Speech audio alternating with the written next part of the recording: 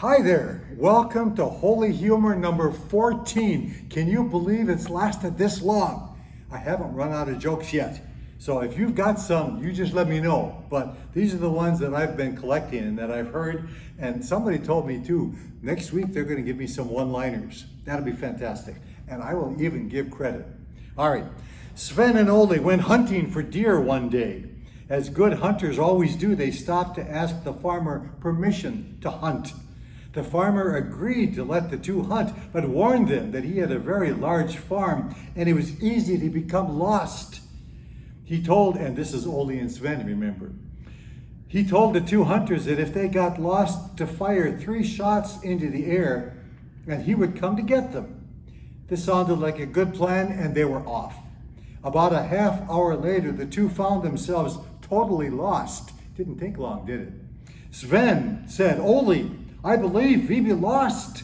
You better fire 3 shots into the air. Yeah, I think you're right, Sven, says Ole. We better get that farmer going. So Ole fires 3 shots into the air with great expectations of seeing the farmer. A half hour passes and no farmer. Sven says, Ole, I think you better fire 3 more shots into the air. The farmer has not come yet. I can't, says Ole. I run out of arrows. Isn't that just plain dumb? Sven got a new truck, you know. So he called up Ole and says, Ole, I got me a new truck. Do you want to go ice fishing with me? Sure, says Ole. So Ole went with Sven. Lena came along too, because she was doing nothing anyway. Well, Sven and Lena sat in the front seat and Ole sat back in the bed of the truck. Well, they were on the ice. Then all of a sudden the truck went through the ice. Now, even though Sven and Lena are pretty big people, they managed to get out of the truck up to the surface and back on top of the ice. They were getting pretty worried about not seeing Ole when he finally popped up. Sven says, Ole, what took you so long? Well, says Ole, it took me a while to figure out how to open the gate. The end gate of the truck. Poor Ole and Sven and Lena, they got issues. Okay, so here are some thoughts and reflections about the coronavirus and what that does to us. Half of us are going to come out of this quarantine as amazing cooks. The other half will come out with a drinking problem. I need to practice social distancing from the refrigerator. Early April, a couple of months ago, I hadn't decided where to go for Easter worship, the living room or the bedroom. Homeschooling is going really well. 2 students suspended for fighting and 1 teacher has been fired for drinking on the job. That's quite a family. This morning I saw a neighbor talking to her cat. It was obvious she thought her cat understood her. I came into my house, told my dog, and we laughed a lot. You know, this coronavirus, they can play pretty good tricks on us. Okay, so here are some truths about growing old, and we can relate to every single one of them. Growing old is mandatory. Growing up is optional. Forget the health food. You need all the preservatives you can get. When you fall down, you wonder what else you can do while you're down there. You're getting old when you get the same sensation from a rocking chair that you once got from a roller coaster. It's frustrating when you know all the answers, but nobody bothers to ask you the questions.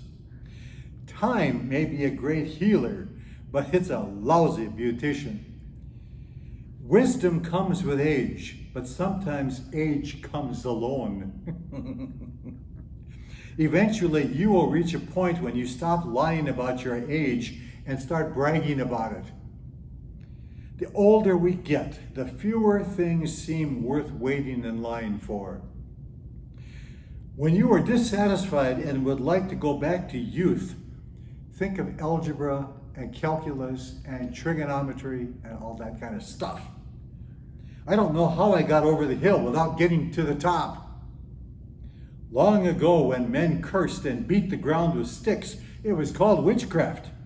Today, it's called golf. If you don't learn to laugh at trouble, you won't have anything to laugh at when you are old. I finally got my head together, and now my body is falling apart. And funny, I don't remember being absent-minded. Okay, this is cool. Children are lined up in the cafeteria of a Christian school for lunch. At the head of the table was a large pile of apples. Someone had written a note and placed it next to the apples. It read, "Take only one, God is watching." And moving through the line to the other end of the table was a large pile of chocolate chip cookies. One little boy wrote his own note and snuck it to the cookies. "Take all you want, God is watching the apples." Whenever your kids are out of control, you can take comfort from the thought that even God's omnipotence did not extend to God's kids. After creating heaven and earth, God created Adam and Eve, and the first thing he said to them was, "Don't." "Don't what?" Adam asked. "Don't eat the forbidden fruit," God replied. "Forbidden fruit? We got forbidden fruit? Hey, Eve, we got forbidden fruit." "No way." "Where?" "Don't eat that fruit," said God. "Why?" "Because I am your creator and I said so," said God, wondering why he hadn't stopped after making the elephants. A few minutes later, God saw the kids having an apple break and was angry. "Didn't I tell you not to eat that fruit?" the first parent asked. "Uh-huh," Adam replied. "Then why did you?" "I don't know," Eve answered. "She started it," Adam said. "Did not. Did so. Did not." Having had it with the two of them, God's punishment was that Adam and Eve should have children of their own. Thus, the pattern was set, and it has never changed. Okay, it's kind of cool. Following a particularly good year, the circus decided to spend their profits on a human cannonball exhibit. After the cannon was delivered, they realized that the manufacturer got the dimensions all wrong. The barrel was so narrow that only a child could fit inside, and a child would never be allowed to perform such a dangerous act. Months went by, and the cannon remained unused, until one day the manager noticed an incredibly skinny man in the audience. After some negotiating, the skinny man signed on with the circus. Not only did he fit in the cannon, but he was a natural. The new exhibit soon became the main attraction. It was really a hit. Getting shot out of a cannon night after night, though, began to take a toll on the new star's body. Eventually, he'd had enough.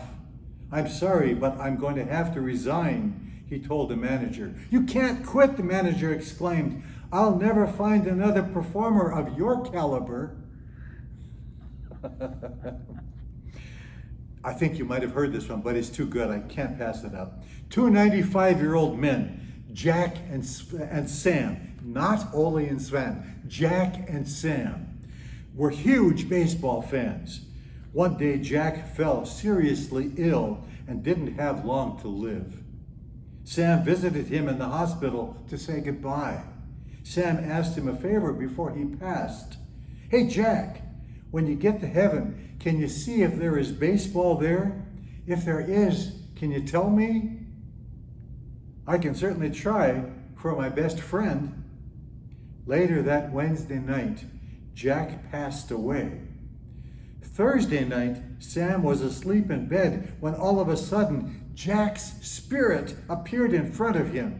Now, you know, as a Christian, we don't believe this, but for the sake of this humor. "Ah, who are you?" Calm down, it's me, Jack." "Good grief, you scared me half to death." "It's okay, but I've come with good news and bad news." "Well, what's the good news then?" pondered Sam. "There is baseball in heaven." "Thank goodness," said Sam, feeling wonderful. "But what's the bad news?" "You're pitching Tuesday." Oh, yes. One day, Lena confided to her friend Hilda that she had finally cured her nervous husband Ole of his habit of biting his nails. "Good gracious," said Hilda, "how did you ever do that?" "It was really simple," was Lena's reply. "I just hid his false teeth." Of course. After traveling through Sweden last summer, I noticed that they had something written on the bottom of their soft drink bottles. I'm going to murder the Swedish. "Öppnas på andra sidan," which means open on the other end. A Swedish space scientist came running into the office of his Norwegian colleague. "The Swedes will be the first to send a manned spaceship to the sun," he said. The Norwegian colleague responded, "But the temperature will be millions of degrees there." The Swede stood there for a few seconds thinking, and then he said, "Oh, don't worry, we'll be landing during the night." Yes. Okay. Once there lived a happy couple who had been together for decades, but after spending years together, the husband was concerned that his wife was not hearing as well as she used to hear. He thought that she might need a hearing aid, but he wasn't sure how to approach her. He called his family doctor and asked for suggestions. The doctor told him to test her with a simple idea. Stand 40 feet away from her and speak as loud as you would speak to her in a normal conversation. Observe if she hears you. If not, reduce the distance to 30 feet and then 20 feet and so on until you get a response. Sounds logical. The distance will help us to estimate her requirements for a hearing aid, he said. The next day, the husband saw his wife cooking dinner in the kitchen, so he took the opportunity to check the doctor's idea. He got 40 feet away from his wife and asked, "Dear, what's for dinner?" He waited for a response but did not get one. He moved a bit closer and he asked, "Dear, what's for dinner?" He still did not get any response from his wife. He then stood 20 feet from his wife and asked the same question, hoping he would get a response this time. But the wife did not respond. Do you know what's going to happen? He then stood just 10 feet away from his wife and asked, "Dear, what's for dinner?" And again, no response. By now, the husband is really concerned and felt pity for how bad his wife's hearing had become. Then he walked right next to her and says, "Honey, what's for dinner?" The wife shouted, "John, this is the 5th and last time I've saying this. Chicken."